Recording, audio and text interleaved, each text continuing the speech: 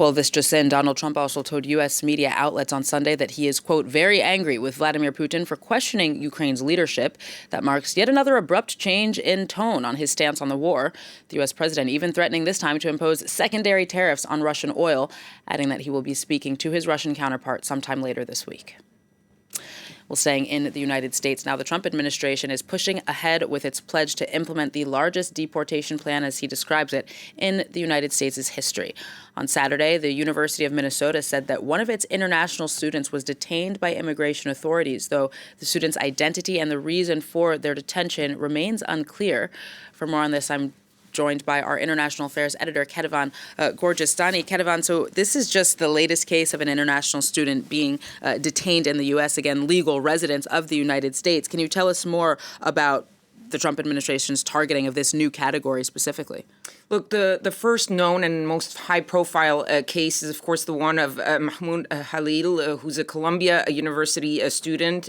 He's a Palestinian, a green card holder, so a permanent legal resident of the United States, married to an American. He has been detained and is facing now deportation for his leading role in pro-Palestinian protests on Columbia's campus. Then you have Rumeysa Öztürk. The images that we're seeing right now are of her arrest. She was arrested by half a dozen plainclothes and masked immigration agents who simply took her on the street, detained her.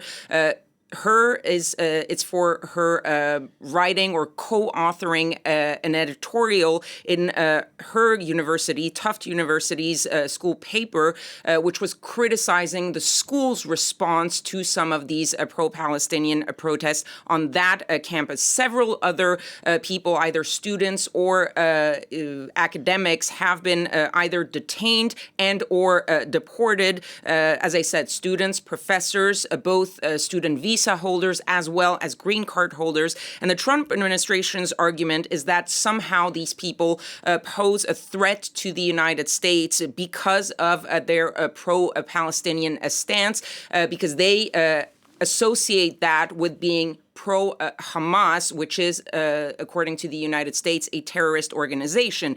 These are just the most public cases, but the Secretary of State, Marco Rubio, just recently said that the U.S. had revoked more than 300 visas. They didn't specify how many of these were student visas, but he said student and visitor visas had been revoked and that they were going to continue revoking those visas. He said, quote, "We're looking every day for these lunatics that are tearing things up." And now you have U.S. immigration officials trying to push for an expansion on social media surveillance, not just for people who are applying right now to enter the United States, but also for those who are already legally in the U.S., who have already been vetted. That means people who have, for example, a green card, asylum seekers, and even those who are legally in the U.S. and currently applying for U.S. citizenship.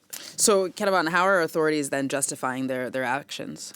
Well, in the case of the detention and deportation or attempted deportation of the students and professors, the U.S. authorities are using a rarely used provision of a law that dates back to the Cold War. It's the Immigration and Nationality Act of 1952.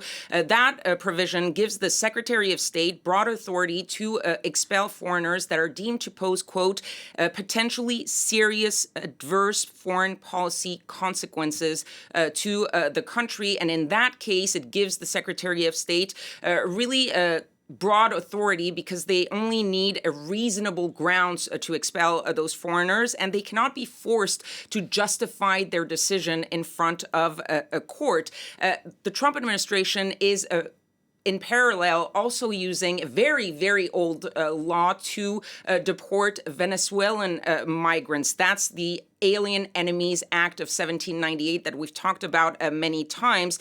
In that case, they're using it to say that those Venezuelan migrants belong to a Venezuelan gang, Tren de Aragua, that the U.S. now considers a terrorist organization. Why am I talking about these two laws? What do they have in common? Where the idea is to get around traditional immigration law that gives the opportunity to expel people if they are deemed to be a threat, if they are associated with terrorist groups. But in these two laws, the idea is that you get around the due process that is given not only to U.S. citizens but also to a foreign citizens. So they're really taking away the opportunity for those migrants or those visa holders to prove their case, to say, no, I'm not a member of a terrorist organization, and yes, I can challenge this in court.